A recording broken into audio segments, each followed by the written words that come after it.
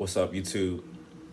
So today, I wanted to do a special episode on a topic that I see reoccurring in the YouTube world, particularly, and that's the situation where you have so many really growing up and coming podcasts with a great team of guys and gals who get along, and then right when I guess monetization or check comes into play, for a partner, all of a sudden, you start having issues.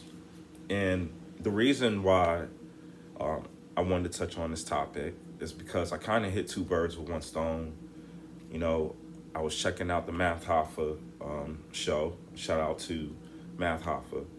And I just heard the other day that Bigger just went off or was basically kicked off the podcast. Like he's no longer there, he's fired. And a lot of rumors were floating around and so on. And Bigger showed up on Heineken, and I forgot the other gentleman's name. I forgot his name. It'll come to mind. Uh, it'll come to mind. But he went on that show and just started basically talking about how he had aspirations of making his own show and how Math was kind of basically pulling his leg. He wasn't getting paid, didn't want to get paid. He just kind of wanted help. And then basically that's his story on how they fell out. Math is like, he went to the other side. You can't go on the other side and start, spilling the beans. So Math was like, you done. But the point is that before all this went down, if you watch this podcast and you see the way these guys gelled together, you would think it was paradise behind cameras. And we've seen similar things happen with other major podcasts, just like the Joe Budden podcast. We've seen it happen with just a number of other podcasts. The Breakfast Club.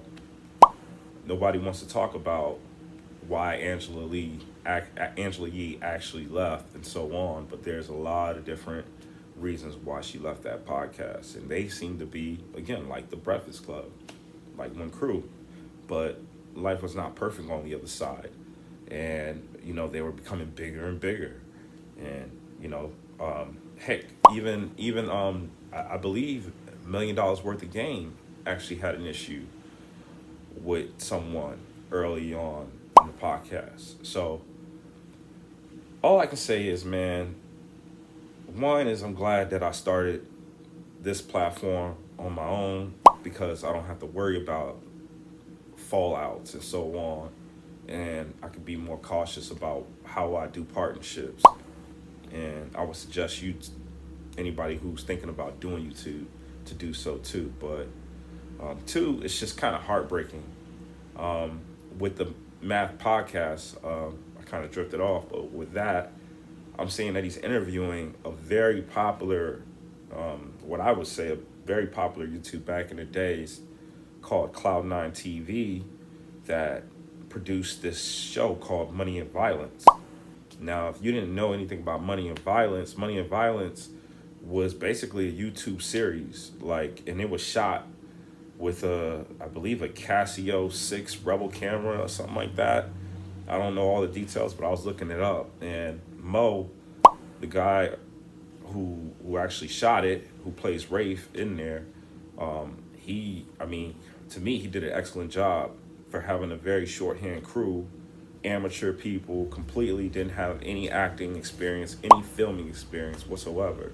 And they basically got so popular that Live Nation caught wind of them, Lionsgate caught wind of them. They got big studios interested, and I believe they actually had the movie come out on Lionsgate, something like that, I believe so, because I remember watching something like that.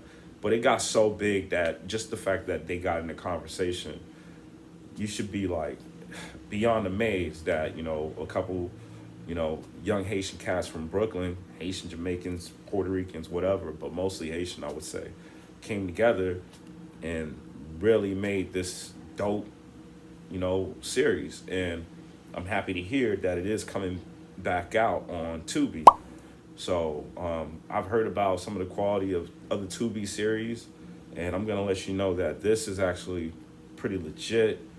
And I mean, it's not crazy with special effects, but the dialogue is 100 Sopranos level to me, Wire level to me. I definitely think the script was written better than The Wire, in my opinion, because at points The Wire got dry, and The Wire to me was written by former cops or people who got research from former cops. This is written by young cats from Brooklyn or a young guy from Brooklyn. But that's why I kind of wanted to shed light on that. The fact that he had him on the show, and one of the things that happened during the whole come up with Money and Violence is after the deal came through and checks were being distributed, people had problems, about who was getting paid first and who was getting paid what amount and so on. And I believe the lead character, I mean, other than Rafe, it had to be Mo. Other than Rafe, it had to be Mez. He became super popular because he was kind of like the live wire, guy. You always have the calm head, kind of like in Belly. You had Nas was the calm head, and you had DMX was the wild out. Well, it was a very similar context between Rafe and Mez, where Mez was, Rafe might take his time with you, do something strategic, and not be seen. And Mez is liable to just pull out and just handle it right there, So it to me, it was a very great dynamic, and just a great way to archetype characters from what he says is from his past and whatnot. But to me, it was legendary. And shout out to Mo and that whole crew of Money and Violence. All my Haitians out there, straight up, got to reps for my peoples. But that was, to me, spectacular work. And I hope to see more work coming from him in the future. But, the fact that him and Mez, who were friends, they actually lived together for years, supposedly, made money together for years. And once Money and Violence started picking it up, they kind of started parting ways. And to me, that's, again, it's very sad that here you have two young brothers who were from the hood, basically making nothing from scratch. Nobody made any money the first season. And when the bread started coming in, like, other than the street bread, that's the bread that Cats was, flipping over. Mo says it was more so over a chick that got in Mez's head. I'm sure Mez will say something else, but either way, it's just something to point out that with all these different cliques, because even Money and Violence, who were under the alias of Cloud9 TV at that moment, even them, they started as a basic YouTube. Now, back then, they didn't have that access to monetization like so many YouTubes do now. So them getting that Lionsgate recognition was beyond like epic. Because imagine having, possibly hundreds of thousands of views and you're not even monetized. Like if they were to do something similar to that today, that cast would have been paid the first season.